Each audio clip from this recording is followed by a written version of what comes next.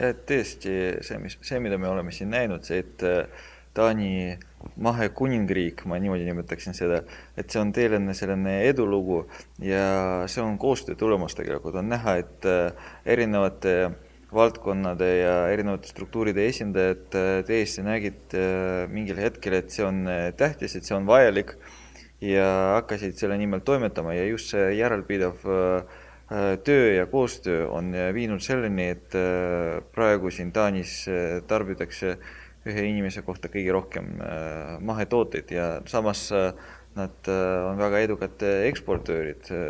Nad ekspordivad ju peaaegu 400 miljoni euro eest neid mahetooteid. Kui vaadata seda, mis teeb riik selle nimel, et see on tõesti oluline panus, et nad toetavad maheorganisatsiooni, kus töötab 65 inimest ja seal organisatsioonis tegeletakse nii turundusega kui ka nõustamisega ja kaasa arvatud viiakse infot riigi struktuurideni, et mida näiteks on vaja teha tulevikus lähiajal, mis on edukalt tehtud, mida võiks teistmoodi teha.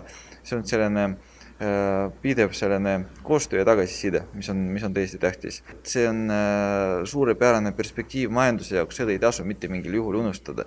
Et ma usun, et iga euro, mida me paneme täna mahetootmise sisse, mida me investeerime sinna, kas või farmerite poolt või siis riigi eelarve poolt, see tuleb mitmekordselt tagasi, sest see on suurepärane ekspordiartikkel ja me näeme seda, et tõesti taanlased, vaatamata sellele, et nad on hästi edukad mahetootmises, nad ekspordivad hästi palju ja see ekspordi kogus kasvab kogu aeg, nii et see on meie jaoks ka kindlasti võimalus. Kas külastasite ka messi? Food Expo, et seal oli 3 halli mahetoodetest. Kas oli midagi, mis jäi silma, mille poolest Taani tootjad eristuvad või on Eesti innovatiivsetel toodetel ja mõnel sektoril veel potentsiaali?